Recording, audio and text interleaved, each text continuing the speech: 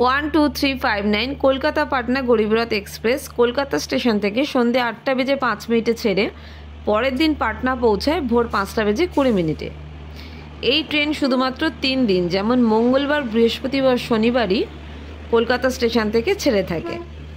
নতুন এলএইচবি রেকের গরিবরথ ট্রেনটি পুরোটাই এসি এবং এই ট্রেনের কোচ সংখ্যা হচ্ছে 11টি।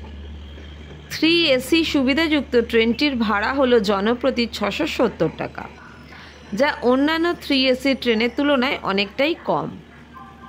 এই যাত্রাপথের পুরো দূরত্ব হচ্ছে 534 কিলোমিটার। এই ট্রেনের অ্যাভারেজ স্পিড হচ্ছে 58 কিলোমিটার পার আওয়ার এবং ম্যাক্সিমাম স্পিড হচ্ছে 130 কিলোমিটার পার আওয়ার। পাটনা পর্যন্ত এই ট্রেনে আছে 11টি হল্ট ও 153টি ইন্টারমিডিয়েট স্টেশন। যাত্রাপথে এই ট্রেনটি শুধুমাত্র 3টে স্টেটই কভার করে থাকে, যেমন ওয়েস্ট বেঙ্গল, ঝাড়খণ্ড ও বিহার।